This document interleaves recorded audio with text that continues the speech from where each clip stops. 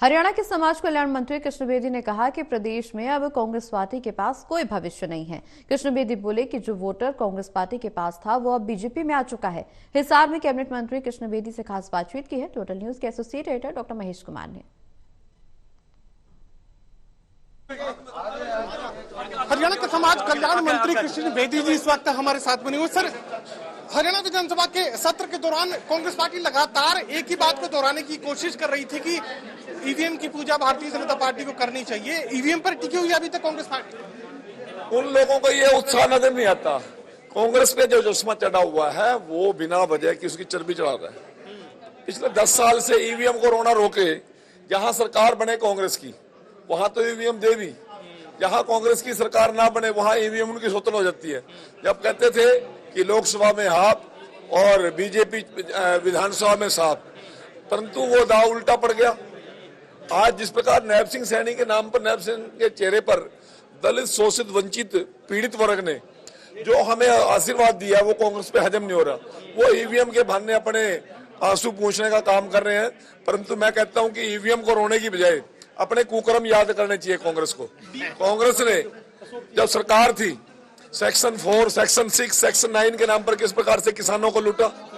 भोले भाले जिम्मेदारों की जमीन लूट लूट के उन्होंने वाड्रा के घर में पहुंचाने का काम किया।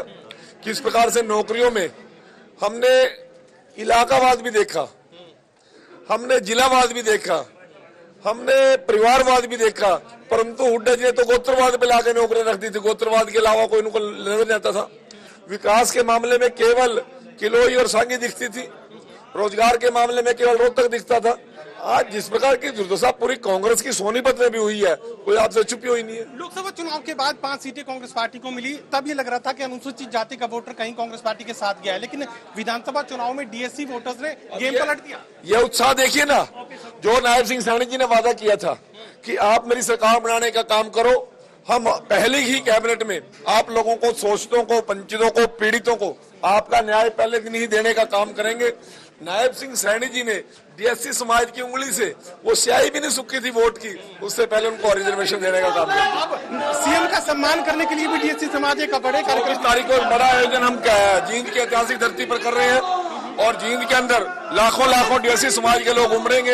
ये उत्साह आपके सामने नजर आ रहा है। अब इसको भी कांग्रेसी कह देंगे ये भीड़ नहीं है, ये लोगों का उत्साह नहीं है, ये किस प्रकार से पुष्प बरसौरी आपके सामने की बात है। तो इस उत्साह को कांग्रेस दिख नहीं रही है। नेता विहीन, नेतृत्व विहीन और मुद्दा विहीन कांग्रेस आज लाचार है, बेबस है, मजबूर है और ये डेमोक्रेसी के लिए सबसे हानिकारक बात है। नेता प्रतिपक्ष भी कांग्रेस पार्टी नहीं बना पाएगी। 37 लोगों में से एक आदमी चुन रहा है, उसको नहीं चुन पा रहे। वो किस प्रकार से बेबस है, मैं बोल तो रहा हूँ, मुद्दा विहीन है, उनके पास मुद्दा नहीं है।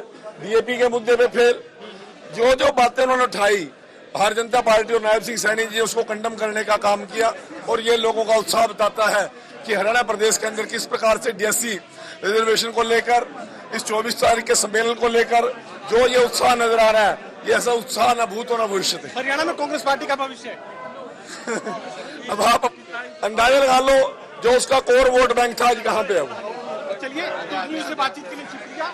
यहाँ पर समाज कल्याण मंत्री कृष्ण बेदी कहने की कोशिश कर रहे हैं कि कांग्रेस पार्टी के पास अब संभावनाएं खत्म होती हुई नजर आ रही हैं और अनुसूचित जाति का जो वर्ग कांग्रेस पार्टी का कोर वोटर माना जा रहा था वो अब लगातार भारतीय जनता पार्टी के समर्थन में खड़ा नजर आ रहा है। सहयोगी कमल के साथ doctor Mahesh Kumar, total news Hisar.